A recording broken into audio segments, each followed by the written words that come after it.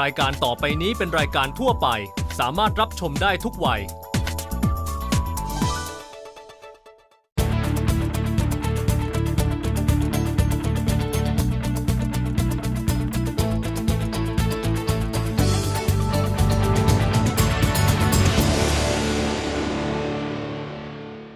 สนับสนุนโดยแลกเงินด้วยบัตรเครดิตกสิกรไทยเที่ยวก่อนจ่ายที่หลังไม่มีค่าธรรมเนียมผ่อนชำระได้จากธนาคารกสิกรไทย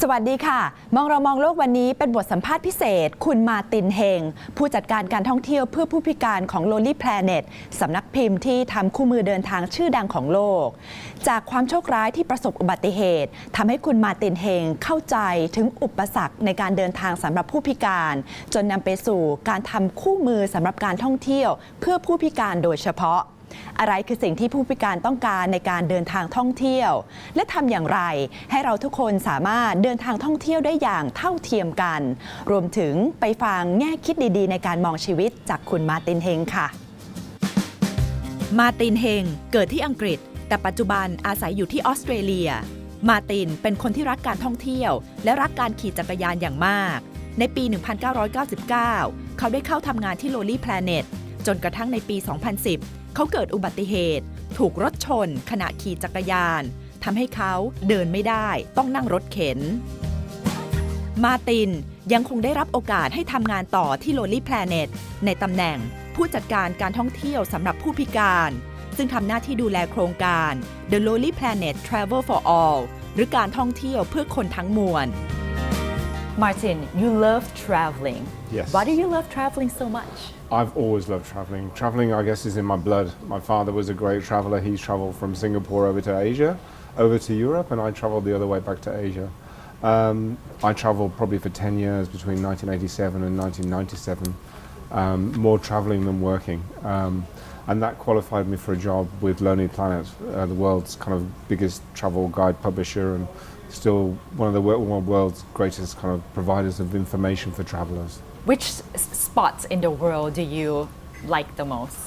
I think my favorite would have to be Borneo. Borneo? Yes. I love the rainforest. I spent a lot of time there and indeed I met my wife in Borneo. Oh, wow. And then what happened? What happened? Why am I in a wheelchair? Well, I was also a very keen bike rider. I rode to work every day for a 40-kilometre round trip every day, 5 days a week, all year round. I rode 2,500 kilometres through Africa, wow. From Nairobi down to Lilongwe in Malawi. And then one day, unfortunately, I was hit by a car and broke my neck, which left me a quadriplegic. And since that was about almost 6 years ago, since when I've been a wheelchair user. But I'm still lucky. I still have movement, and I can still actually walk around the house with a walking frame or with crutches. But for any kind of distance, I still use my wheelchair. How do you make yourself accept what happened? It's life. I mean, I think, if you have a positive outlook, then you have to take things in your stride, and you can't just give up. Although my one life ended, a new life began, and it's thrown up new opportunities. I wouldn't be here today if it hadn't been for my accident. You have to take things that happen to you and look at the opportunities they offer you, and not on the things you've lost, but also the things that you gained. So what opportunities did this actually offer to you? Well, I was very lucky because I worked for Lonely Planet for many years. I worked for Lonely Planet since 1999, and after my accident they were very good to me, and I got back to my old job after a couple of years in rehab, and then when the company was restructured, I was given the job of accessible travel manager, or looking into travel with access issues or travel with a disability, and I've been doing that full time for the last 3 years, and launched our Travel for All project, which mirrors the theme of today, which is tourism for all. So I've been running the Travel for All project for the last 3 years.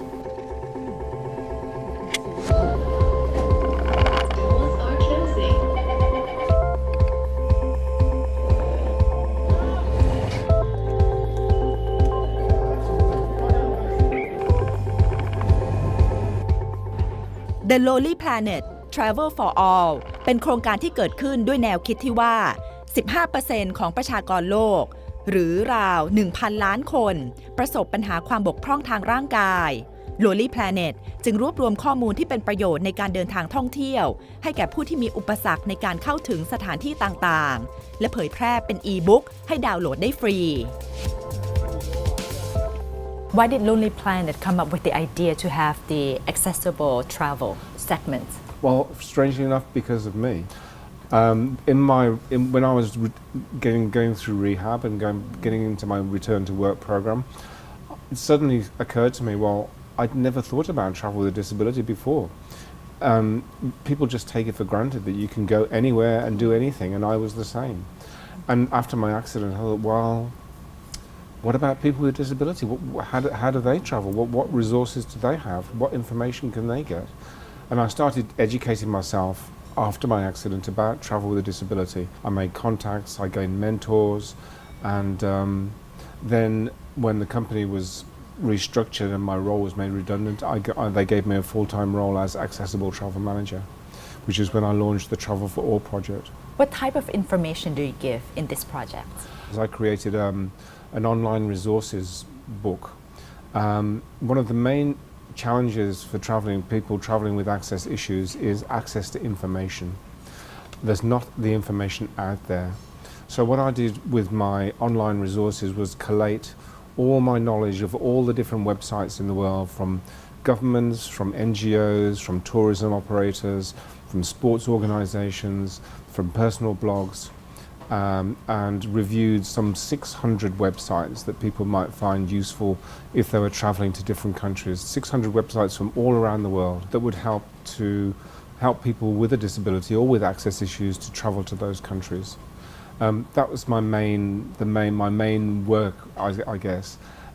Beyond that, I've created a number of different access guides to different cities, and most recently I created I published a guide to Rio de Janeiro for the Olympics and Paralympics. So it's an accessible Rio de Janeiro book, and that was given to 2,500 copies were given to the Paralympic athletes in their welcome pack. When they arrived in the Olympic Village.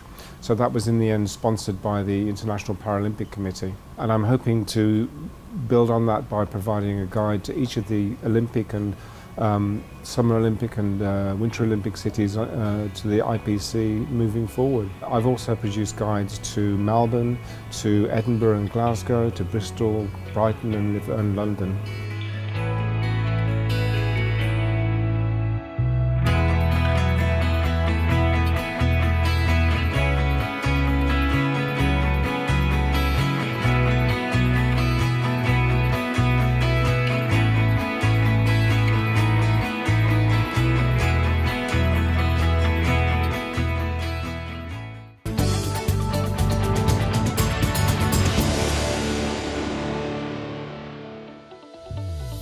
มาร์ตินเป็นผู้รับผิดชอบการทำอีบุ๊กแนะนำการเดินทางท่องเที่ยวไปยังที่ต่างๆสำหรับผู้พิการ โดยเป็นการรวบรวมข้อมูลจากแหล่งต่างๆที่กระจัดกระจายเข้าไว้ด้วยกันเพื่อให้ผู้ที่มีปัญหาในการเข้าถึงสถานที่ต่างๆสามารถใช้เป็นแหล่งข้อมูลในการเดินทางท่องเที่ยวได้ Are there already much information for you when you research and then sum it all up?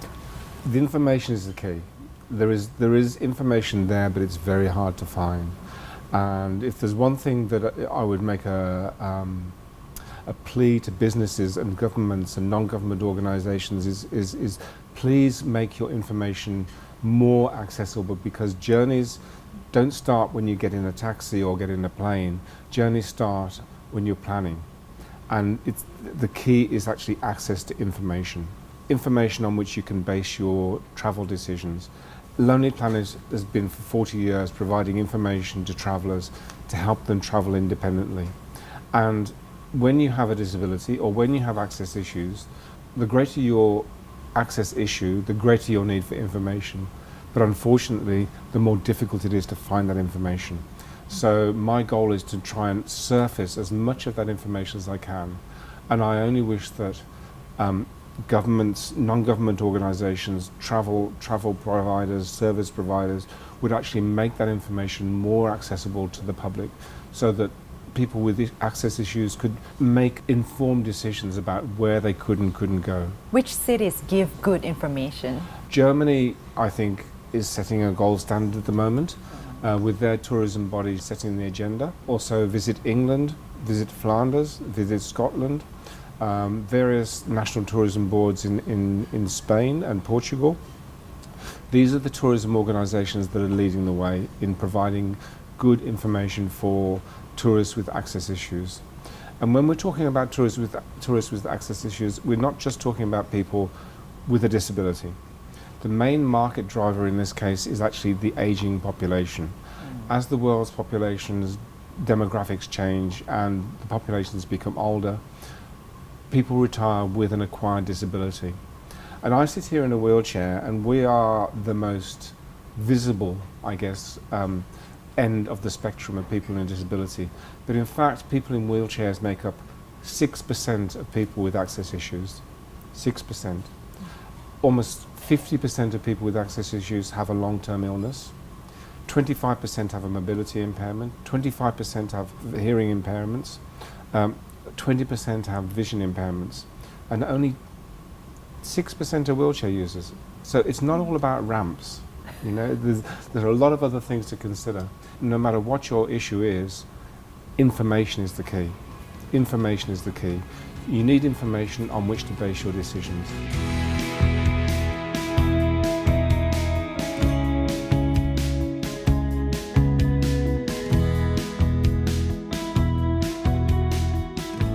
What are the main barriers that might impede tourism for all?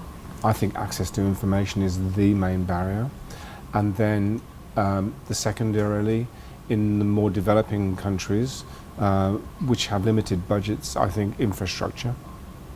So I travelled in India, for example, a couple of years ago. And I've travelled a little bit around Thailand, and I can see that there are similar kind of infrastructural issues. I was in Brunei, which is also supposedly a rich country, but again, the infrastructure presents a lot of barriers. I think it's important to change attitudes and to raise awareness, because from that, people have an understanding of what the barriers are, and then they can work to remove those barriers. So when you travel, do you actually have to go into details like the pavements, You how have they to go into pave, all details. size of restrooms and things like that? Absolutely, even to the extent of asking hotels, do you have an accessible room? And then to get them to explain what their understanding of accessible is, because their understanding of what accessible is may differ from my needs. So for example, when I booked a hotel in England, and it was an accessible room, and I called them up and said, "Oh, so you have a roll-in? There's no step into the shower," and they said, "Well, no, we have baths." I said, "Well, how can I use a bath?" I said, "Well, there's a handrail." I said, "No, I can't actually get into a bath."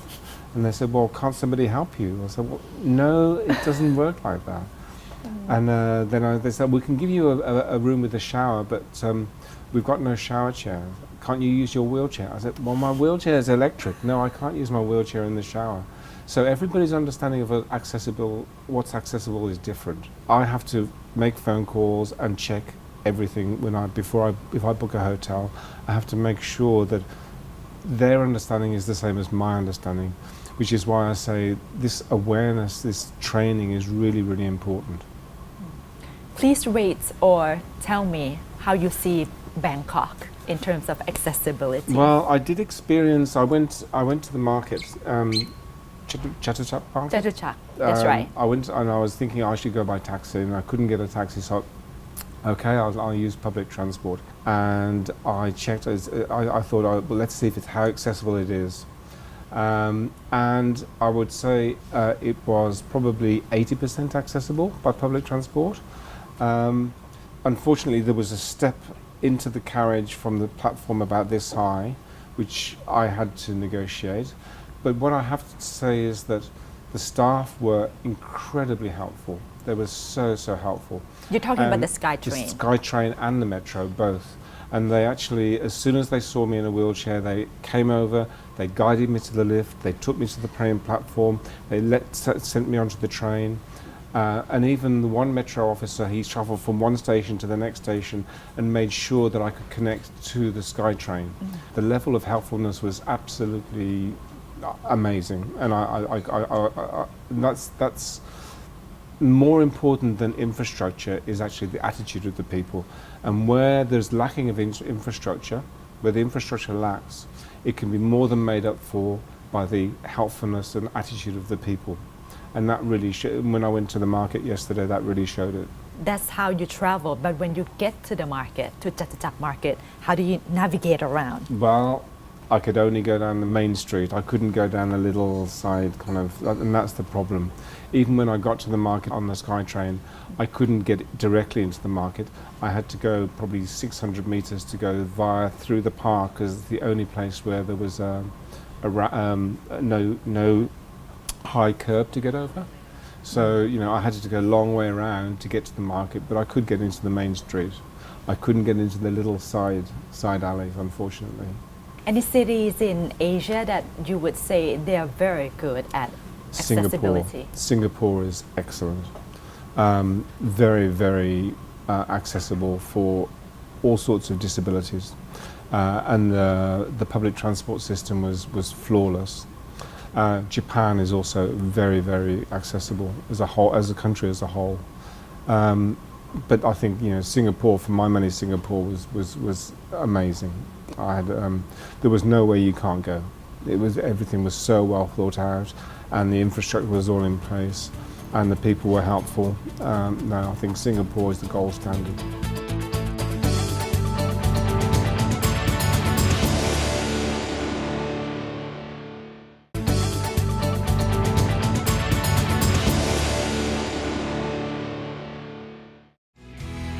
ในปีนี้องค์การการท่องเที่ยวโลกได้กำหนดให้เป็นปีแห่งการท่องเที่ยวเพื่อคนทั้งมวลหรือ Tourism for All เพื่อรณรงค์ให้ประเทศต่างๆเตรียมความพร้อมในการรองรับการท่องเที่ยวสำหรับผู้บกพร่องทางร่างกายเพื่อการเข้าถึงอย่างเท่าเทียม Do people with disabilities, I mean globally, travel a lot? They do, actually. They do travel a lot. And we have to remember that when you're talking about people with disabilities, many of those people are actually seniors with an acquired disability through age.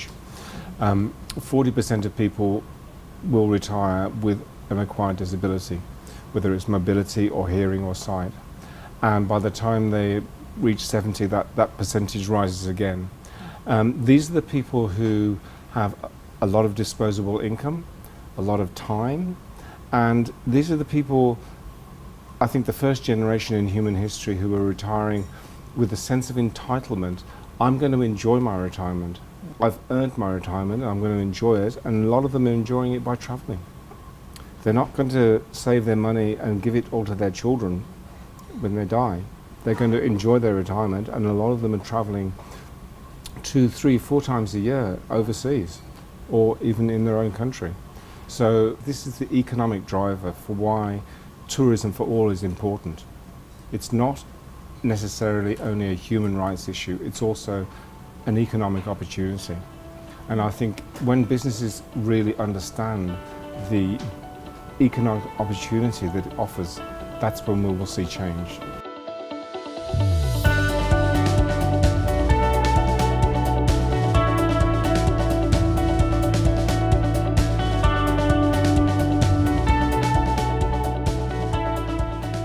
This year's theme for tourism is tourism for all.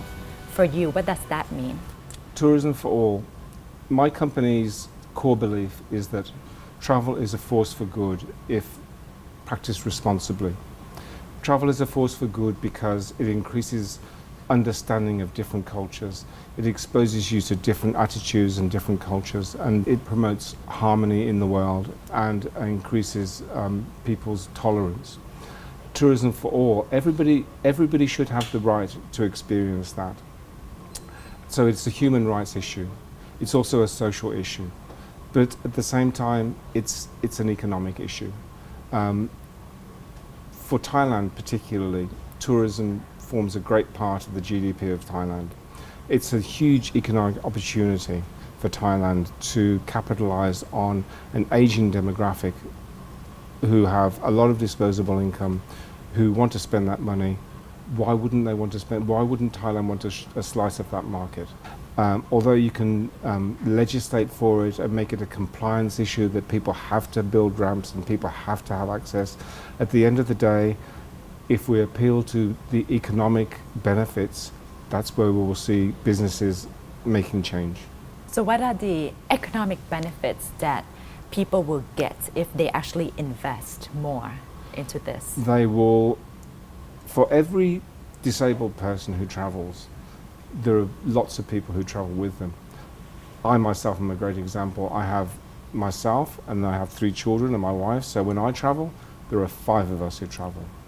And the same goes for elderly people. You know, for every elderly person who travels, every senior who travels, you know, 1.2 people travel, 1.6 people travel with them. So there's this multiplier effect.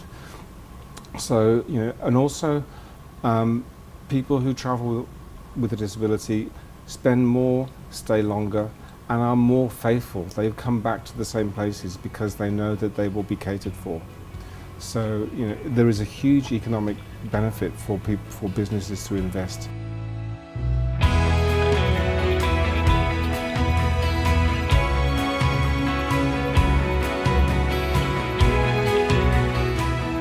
In terms of society's perception, do you think we need to change anything at all of how people view the disabled, especially when they travel? Yes, I do, actually. I think it's very easy for, particularly for the media, to see disabled people in one of 2 ways. Either, you know, sensationalized, kind of, oh, it's so pitying the poor disabled people who can't do anything for themselves, or seeing them as inspirational. Oh, this person has a disability, but they can still do this. Isn't that inspirational? We're just normal people. We're going about our lives in the best way we can, given our abilities, just like anybody else. Not everybody has the same IQ. You know, everybody has a different IQ. In the same way, everybody has very different physical abilities. And that ranges from people with very limited physical abilities to people who are superhuman athletes. And there's a whole human range of experience. And I think, you know, it's important that we normalize this whole range of human experience and not try to sensationalize it, and and particularly in terms of disability, as I say, not trying to say, oh, poor people or amazing people. We're just people. หากแต่ละประเทศให้ความสำคัญกับปัจจัยต่างๆที่ทำให้ทุกคนเข้าถึงการเดินทางท่องเที่ยวได้ไม่ว่าจะเป็นเรื่องของโครงสร้างพื้นฐานการเข้าถึงข้อมูลและการสร้างความรู้ความเข้าใจในสังคมวงกว้างก็ย่อมส่งผลที่ดีไม่ใช่เฉพาะในแง่ของการเกื้อกูลทางสังคมเท่านั้นแต่ส่งผลดีทางเศรษฐกิจอย่างมหาศาลด้วยค่ะพบกันใหม่สัปดาห์หน้าวันนี้สวัสดีค่ะ